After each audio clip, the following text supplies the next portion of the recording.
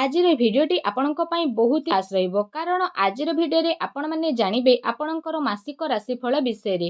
ତ ଜାଣିବା ଆଗାମୀ ମାସଟି ଆପଣଙ୍କ ପାଇଁ କିପରି ସାବ୍ୟସ୍ତ ହେବ ଏବଂ ତା ସହିତ ଆପଣମାନେ ଜାଣିବେ ଆପଣଙ୍କର ସ୍ୱାସ୍ଥ୍ୟ, ଶିକ୍ଷା, ପ୍ରେମ ଜୀବନ, ବୈବାହିକ ଜୀବନ, ଭାଗ୍ୟ, କ୍ୟାରିୟର, ବ୍ୟାପାର, ବାଣିଜ୍ୟ କିପରି ଭାବରେ ରହିବ ଏବଂ ଯେଉଁ ଗ୍ରହ ଆପଣଙ୍କୁ ଖରାପ ଫଳ ପ୍ରଦାନ କରୁଛନ୍ତି ତ ତାଙ୍କ ପାଇଁ ପ୍ରତିକାର ମଧ୍ୟ ଶେଷରେ ରହିବ। ତେବେ ଫ୍ରେଣ୍ଡସ୍ କହିବା ଆପଣ ଏ ଭିଡ଼ିଓଟିକୁ ସମ୍ପୂର୍ଣ୍ଣ ଶେଷ ପର୍ଯ୍ୟନ୍ତ ନିହାତି ଭାବରେ ଦେଖନ୍ତୁ ଏବଂ ଯଦି ଏ ପର୍ଯ୍ୟନ୍ତ ଆମ ଚ୍ୟାନେଲକୁ ସବସ୍କ୍ରାଇବ୍ କରିନାହାନ୍ତି ତ ସବସ୍କ୍ରାଇବ୍ କରି ଭିଡ଼ିଓଟିକୁ ଲାଇକ୍ଟେ ମଧ୍ୟ କରିଦିଅନ୍ତୁ ଏବଂ କମେଣ୍ଟ ବକ୍ସରେ ଜୟ ଜଗନ୍ନାଥ ବୋଲି ଅବଶ୍ୟ ଲେଖିଦିଅନ୍ତୁ ଭକ୍ତି ଓ ଶ୍ରଦ୍ଧାର ମନରେ। ତ ଆସନ୍ତୁ ଆଉ ଡେରି ନକରି ସମ୍ପୂର୍ଣ୍ଣ ଭିଡ଼ିଓଟିକୁ ଆମେ ଆରମ୍ଭ କରିବା କି ଆଗାମୀ ମାସରେ ଗ୍ରହଙ୍କର ସ୍ଥିତି କିପରି ରହିବ। ଯଦି କହିବା ଆମ ରାଶିଚକ୍ରରେ 12 ଗୋଟି ରାଶି ରହିଛି ଆଉ 12 ଗୋଟି ରାଶିରେ ଭିନ୍ନ ଭିନ୍ନ ପ୍ରଭାବ ମଧ୍ୟ ମାସ ଅନୁସାରେ ପଡ଼ିଥାଏ। ଯଦି ଆମେ ଏ ମାସ ବିଷୟରେ କହିବା ତ ବିଶେଷ ଭାବରେ ଏ ମାସରେ ବହୁତ ପ୍ରକାରର ପରିବର୍ତ୍ତନ ଦେଖିବା ପାଇଁ ମିଳିବ। ତୃତୀୟ ସ୍ଥାନରେ ଶୁକ୍ର ଯେହେତୁ ଅବସ୍ଥାନ କରିଛନ୍ତି, ସପ୍ତମ ସ୍ଥାନରେ ଶନି ଅବସ୍ଥାନ କରିଛନ୍ତି ଏବଂ ଅଷ୍ଟମରେ ରାହୁ ଅବସ୍ଥାନ କରୁଛନ୍ତି ଏବଂ ଦଶମରେ ବୃହସ୍ପତି ମଧ୍ୟ ଅବସ୍ଥାନ କରୁଛନ୍ତି, ଏକାଦଶରେ ମଙ୍ଗଳ ଅବସ୍ଥାନ କରିଛନ୍ତି। ତେବେ ଯଦି ଫ୍ରେଣ୍ଡସ୍ ଏଠି କହିବା କି ଏ ମାସରେ ବିଶେଷ ଭାବରେ ଆପଣଙ୍କର ସ୍ୱାସ୍ଥ୍ୟ ଅବସ୍ଥା କିପରି ରହିବ, ଯେହେତୁ ସୂର୍ଯ୍ୟ ଆପଣଙ୍କର ଦ୍ୱିତୀୟ ସ୍ଥାନରେ ଅବସ୍ଥାନ କରୁଛନ୍ତି ତ ଯଦି ଏଠି ଆମେ କହିବା ତ 17 ତାରିଖ ପରେ ବିଶେଷ ଭାବରେ ତୃତୀୟ ସ୍ଥାନକୁ ଆପଣଙ୍କର ଗୋଚର କରିବେ। ତ 17 ତାରିଖ ପୂର୍ବରୁ ସ୍ୱାସ୍ଥ୍ୟ ଆପଣଙ୍କର ଭଲ ରହିବ କିନ୍ତୁ ତାପରେ ସୂର୍ଯ୍ୟ ନିଚକୁ ଆସିବେ, ତୃତୀୟ ସ୍ଥାନରେ ଯେହେତୁ ଅବସ୍ଥାନ କରିବେ ତ ସ୍ଥିତିରେ ବିଭିନ୍ନ ପ୍ରକାରର ପରିବର୍ତ୍ତନ ଦେଖିବାକୁ ମିଳିବ। ପୁରା ମାସ ଇମ୍ୟୁନିଟି ସିଷ୍ଟମ ଟିକେ ଆପଣଙ୍କର ଡାଉନ୍ ହେବ ଏବଂ ଆପଣ ଅଧିକ ମାତ୍ରାରେ ଭାଗଦୌଡ଼ କରିପାରନ୍ତି, ପରିଶ୍ରମ ମଧ୍ୟ କରିପାରନ୍ତି, ଚେଷ୍ଟା ମଧ୍ୟ ବହୁତ ଅଧିକ କରିବେ।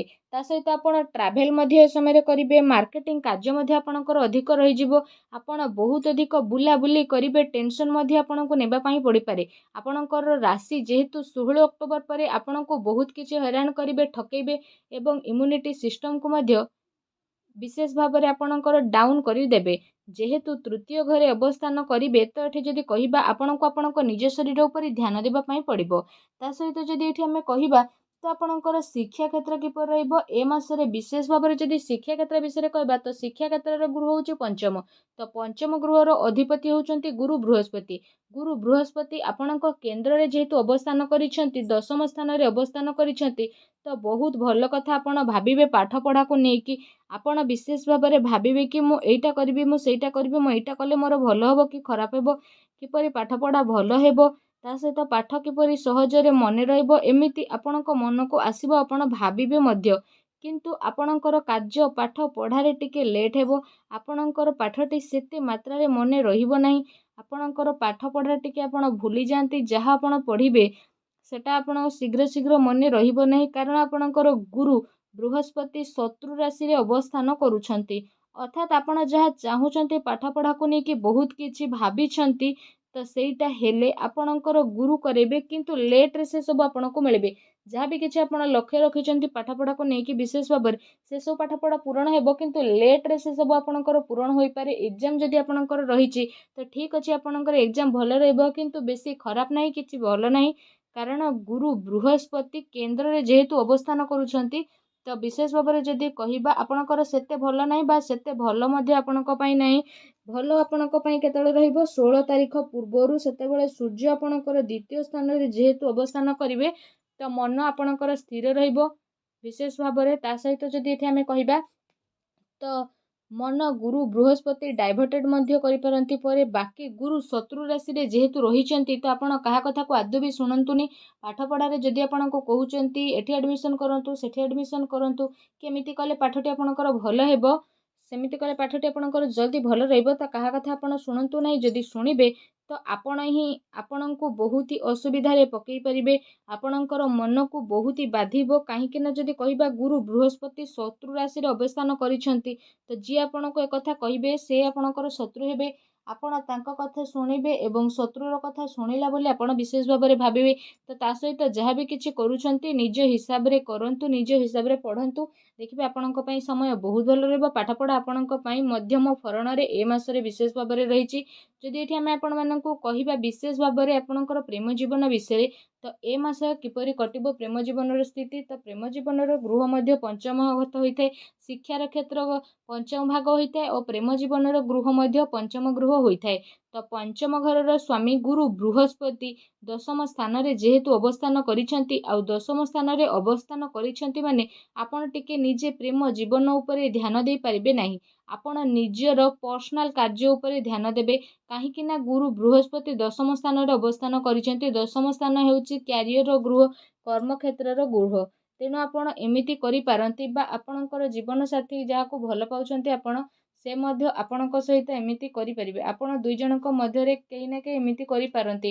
ବାକି ରହିଲା ଆପଣଙ୍କର ଭଲ ପାଇବା ବହୁତ ହି ଭଲ ରହିବ। ତା ସହିତ ଫିଲିଙ୍ଗସ୍ ମଧ୍ୟ ବହୁତ ହି ଭଲ ରହିବ। କାରଣ ଗୃହ ବୃହସ୍ପତି କେନ୍ଦ୍ରରେ ରହୁଛନ୍ତି, ଦ୍ୱିତୀୟ ଗୃହକୁ ଆପଣଙ୍କର ଦେଖୁଛନ୍ତି। ତା ସହିତ ଯଦି କହିବା ସୂର୍ଯ୍ୟ ମଧ୍ୟ ପଞ୍ଚମ ଗୃହକୁ ଦୃଷ୍ଟି ପକାଉଛନ୍ତି। ତେଣୁ ଦୁଇ ଜଣଙ୍କର ଫିଲିଙ୍ଗସ୍ ଆପଣଙ୍କର ବହୁତ ଭଲ ରହିବ। ଏହା ସହିତ ଯଦି କହିବା ଲଭ୍ରେ ଏମିତି କଥାବାର୍ତ୍ତା ଆପଣ କରିବେ, ବ୍ୟବହାର ଆପଣ କରିବେ କି ସାମ୍ନା ଲୋକ ଆପଣଙ୍କର ପ୍ରଶଂସା ମଧ୍ୟ କରିବେ। କିନ୍ତୁ ବେଳେବେଳେ ଏମିତି କଥା କହିବେ କି ଆପଣଙ୍କର ଜୀବନସାଥୀ ଯିଏ ରହିଲେ ସେ ରାଗିବେ, ଆଉ ବହୁତ ମାତ୍ରାରେ ରାଗି ମଧ୍ୟ ଯିବେ। ତେଣୁ ନିଜର କଥା ଉପରେ ଆପଣ କଣ୍ଟ୍ରୋଲ କରନ୍ତୁ। ସିଧା ମୁହଁରେ କାହାକୁ କିଛି କୁହନ୍ତୁ ନାହିଁ। ଯାହା କହୁଛନ୍ତି ତାହା ଉଚିତ ବୋଲି ଭାବୁନାହାନ୍ତି ଆପଣ ଜମାରୁ। କାହିଁକି ନା ସବୁ ଆପଣଙ୍କ ରାଶିଙ୍କ ବିଷୟରେ ଯଦି ଏଠି କହିବା, ଆପଣ ଯାହା ବି କହୁଛନ୍ତି ଭାବି ଚିନ୍ତି ଆପଣ କୁହନ୍ତିନି, ସିଧାସଳଖ କହିଦିଅନ୍ତି। ଏହା କେତେ ଦୂର ସତ ଆପଣ କମେଣ୍ଟ କରିକି ନିହାତି ଭାବରେ ଜଣାଇବେ। ଆପଣ କହିବା ପୂର୍ବରୁ ଜମା ବି ଭାବନ୍ତି ନାହିଁ, କାରଣ ଆପଣଙ୍କର ରାଶି ହିଁ ସେୟା। ତ ସେ ଅନୁସାରେ ହିଁ ଆପଣ କିଛି ଭାବନ୍ତି ନାହିଁ। ସବୁକିଛି ଯାହା ମୁହଁକୁ ଆସେ ଆପଣ କହିଦିଅନ୍ତି। ଯାହା କହୁଛନ୍ତି ସେଇଟା ଉଚିତ ବୋଲି ସବୁବେଳେ ଭାବୁଛନ୍ତି। ତେଣୁ ଆପଣ ସେମିତି ବି ଆଦୌ ବି ଭାବନ୍ତୁ ନାହିଁ। ଯାହା କହୁଛନ୍ତି ଭାବି ଚିନ୍ତିକି କୁହନ୍ତୁ, ନଚେତ୍ ଆପଣ ନିଜେ ହିଁ ହଇରାଣରେ ପଡ଼ିପାରିବେ। ତା ସହିତ ଯଦି ଏଠି ଆମେ କହିବା ବାକି ଆପଣଙ୍କର ପ୍ରେମ ଜୀବନ ବହୁତ ଭଲ ରହିବ, ଠିକଠାକ୍ ରହିବ। କିନ୍ତୁ ସେତେ ବି ଭଲ ନାହିଁ। ଯାହା ବି କିଛି କରିବେ ନିଜ ଉପରେ କଣ୍ଟ୍ରୋଲ କରିକି କରନ୍ତୁ। ନିଜର କଥା ଉପରେ କଣ୍ଟ୍ରୋଲ କରନ୍ତୁ। ଦେଖିବା ଆପଣଙ୍କର ପ୍ରେମ ଜୀବନ ବହୁତ ହି ଭଲରେ କଟିବ। ଦେଖନ୍ତୁ ଯଦି ଏଠି କହିବା, ଏବେ ଆସନ୍ତୁ ଜାଣିବା ଆପଣଙ୍କର ବୈବାହିକ ଜୀବନ ଏ ମାସରେ ବିଶେଷ ଭାବରେ କିପରି ରହିବ। ତ ବୈବାହିକ ଜୀବନର ଗୃହ ହେଉଛି ସପ୍ତମ ଗୃହ। ତ ସପ୍ତମ ଗୃହରେ ଶନି ଯେହେତୁ ଅବସ୍ଥାନ କରିଛନ୍ତି, ଆଉ ବକ୍ରି ହୋଇକି ଯେହେତୁ ଅବସ୍ଥାନ କରିଛନ୍ତି, ଆଉ ସପ୍ତମ ଘରର ସ୍ୱାମୀ ଯେହେତୁ ଶନି, ତ ନିଜ ଘରେ ଅବସ୍ଥାନ କରିଛନ୍ତି ମାନେ ଆପଣଙ୍କର ବୈବାହିକ ଜୀବନ ବହୁତ ହି ଭଲ ରହିବ। ଆଉ ଯଦି ଆପଣ ଏ ଅକ୍ଟୋବର ମାସରେ ସନ୍ତାନ ପାଇଁ ପ୍ଲାନିଂ କରିଛନ୍ତି, କିମ୍ବା କୌଣସି କାମ କରିବା ପାଇଁ ପ୍ଲାନିଂ କରିଛନ୍ତି, କିମ୍ବା କୁଆଡ଼େ ଗୋଟେ ବୁଲିବା ପାଇଁ ଯିବାକୁ ପ୍ଲାନିଂ କରିଛନ୍ତି, ତ ଶନି ଆପଣଙ୍କୁ ବହୁତ ହି ସଫଳତା ପ୍ରଦାନ କରିବେ, ଶକ୍ତି ଦେବେ। ତ କୌଣସି ବି ସମସ୍ୟା ଆପଣଙ୍କୁ ଆଣିବେ ନାହିଁ। ବଡ଼ ସମସ୍ୟା ମଧ୍ୟ ଆପଣଙ୍କର ଦୂର ହେବ। କିନ୍ତୁ ଆପଣଙ୍କର ଜୀବନସାଥୀ ଟିକେ ମୁଡ଼ି ସ୍ୱଭାବର ହେବେ, କାରଣ ଶନି ବର୍ତ୍ତମାନ ବକ୍ରି ହୋଇକି ଅବସ୍ଥାନ କରୁଛନ୍ତି। ତ ଆପଣଙ୍କର ଜୀବନସାଥୀଙ୍କ ସହିତ ସମ୍ପର୍କରେ ଆପଣଙ୍କର ପରିବର୍ତ୍ତନ ଦେଖିବାକୁ ଆସିବ। ତାଙ୍କର ଟିକେ ଜିଦ୍ଦି ସ୍ୱଭାବ ବିଶେଷ ଭାବରେ ଆପଣଙ୍କର ରହିବ। ଶନି ସୂର୍ଯ୍ୟଙ୍କର ପରିବର୍ତ୍ତନ ହେଲା, ତ ଲାଇଫଷ୍ଟାଇଲକୁ ଟିକେ ଚେଞ୍ଜ କରନ୍ତୁ। ଏମିତି କିଛି କଥା ନ କୁହନ୍ତୁ ଯାହା କଥାଟି ଆଗକୁ ବଢ଼ି ନ ଯାଉ, ଖରାପ ନ ହେଉ। ତ ସେ ସବୁ ଉପରେ ଧ୍ୟାନ ଦିଅନ୍ତୁ। ନିଜ ଉପରେ ମଧ୍ୟ ଧ୍ୟାନ ଦିଅନ୍ତୁ ଏବଂ ଜୀବନସାଥୀଙ୍କ ଉପରେ ଧ୍ୟାନ ଦିଅନ୍ତୁ। ଏବେ ଆସନ୍ତୁ ଆମେ ଜାଣିବା ଆପଣଙ୍କର ଭାଗ୍ୟ ଏ ମାସରେ ବିଶେଷ ଭାବରେ କିପରି ରହିବ। ଯଦି କହିବା ଭାଗ୍ୟର ଗୃହ ହେଉଛି ନବମ ଗୃହ। ତ ନବମ ଗୃହର ଅଧିପତି ରହିଲେ ମଙ୍ଗଳ। ତ ମଙ୍ଗଳ ଆପଣଙ୍କର ଏକାଦଶ ସ୍ଥାନରେ ଯେହେତୁ ଅବସ୍ଥାନ କରିଛନ୍ତି, ଦ୍ୱାଦଶ ସ୍ଥାନକୁ ଅବସ୍ଥାନ କରିବେ 20 ତାରିଖ ପରେ। ତ 20 ତାରିଖ ପୂର୍ବରୁ ଆପଣଙ୍କର ଭାଗ୍ୟ ବହୁତ ହି ଭଲ ରହିଛି। କିନ୍ତୁ 20 ତାରିଖ ପରେ ମଙ୍ଗଳ ଦ୍ୱାଦଶ ସ୍ଥାନକୁ ଯେହେତୁ ଅବସ୍ଥାନ କରିବେ ଠିକ୍ ଭାବରେ, ତ ନିଚ ହୋଇକି ଅବସ୍ଥାନ ଯେହେତୁ କରିବେ, ତ ଆପଣ ଯାହା ବି କରିବା ପାଇଁ ଚାହୁଁଥିଲେ, ଭାଗ୍ୟ ସହିତ ଜଡ଼ିତ କାର୍ଯ୍ୟ ଯାହା ବି କରିବା ପାଇଁ ଚାହୁଁଥିଲେ, ଇନଭେଷ୍ଟ ହେଉ କିମ୍ବା କୌଣସି ବଡ଼ ଡିଲ୍ ହେଉ, କିମ୍ବା ବିଶେଷ ଭାବରେ ଯାନବାହନ କ୍ରୟ କରିବା ପାଇଁ ଚାହୁଁଥିଲେ, ସେସବୁ ଆପଣ ବିଶେଷ ଭାବରେ କରିପାରିବେ। 20 ତାରିଖ ପୂର୍ବରୁ କରନ୍ତୁ। ଭାଗ୍ୟର ଭରପୁର ସାଥ ଆପଣଙ୍କୁ ପ୍ରାପ୍ତ ହେବ। ସବୁବେଳେ ଆପଣ କାମ କରିବା ପାଇଁ ରେଡ଼ି ହୋଇକି ରୁହନ୍ତୁ। ଇଣ୍ଟରେଷ୍ଟ ଆପଣଙ୍କର ବହୁତ ଅଧିକ ରହିବ। କାମରେ ଆପଣ ପରିଶ୍ରମ କରିବେ। ତା ସହିତ ଭଲ ପରିବର୍ତ୍ତନର ଫଳ ମଧ୍ୟ ଆପଣଙ୍କୁ ମିଳିବ। ଇନକମ୍ ସୋର୍ସେସ୍ ମଧ୍ୟ ଆପଣଙ୍କର ବଢ଼ିବ। ଶନି ଯେହେତୁ ବକ୍ରି ଅଛନ୍ତି, ଯେତେ ବି ଟିକେ ଇନକମ୍ ହେଲେ କିଛି ମାତ୍ରାରେ ଖର୍ଚ୍ଚର ପରିମାଣ ମଧ୍ୟ ବଢ଼ିବ। ତା ସହିତ ଖର୍ଚ୍ଚ ସେତିକି ହେବ ଯେତିକି ଆପଣ ସଞ୍ଚୟ କରିକି ରଖିବା ପାଇଁ ଚାହୁଁଥିଲେ, ସଞ୍ଚୟ ଆଦୌ ହେବ ନାହିଁ। ତ ଖର୍ଚ୍ଚ ଉପରେ ଟିକେ କଣ୍ଟ୍ରୋଲ କରିଦିଅନ୍ତୁ। ପଇସା ସଞ୍ଚୟ କରିବା ପାଇଁ ଆପଣ ବିଶେଷ ରୂପରେ ଚେଷ୍ଟା କରନ୍ତୁ। ଆଗାମୀ ଭବିଷ୍ୟତରେ ବହୁତ ମାତ୍ରାରେ ପଇସା ଆପଣଙ୍କର ଦରକାର ହେବ। ତେବେ ଦର୍ଶକ ବନ୍ଧୁ, ଏଇ ତ ଥିଲା ଆପଣଙ୍କର ବ୍ୟାପାର ବାଣିଜ୍ୟ କଥା। ତ ଆଶା କରୁଛି ଆଜିର ଏ ଭିଡ଼ିଓଟି ଆପଣଙ୍କୁ ଭଲ ଲାଗିଥିବ। ଭିଡ଼ିଓଟି ଭଲ ଲାଗିଥିଲେ ଭିଡ଼ିଓଟିକୁ ଲାଇକ୍ଟେ କରନ୍ତୁ ଏବଂ ଯଦି ଆପଣ ଆମ ଚ୍ୟାନେଲରେ ନୂଆ କରି ଆସିଛନ୍ତି ଚ୍ୟାନେଲକୁ ସବସ୍କ୍ରାଇବ୍ କରନ୍ତୁ। ପାଖରେ ଥିବା ବେଲ୍ ଆଇକନ୍କୁ କ୍ଲିକ୍ କରନ୍ତୁ। ଧନ୍ୟବାଦ।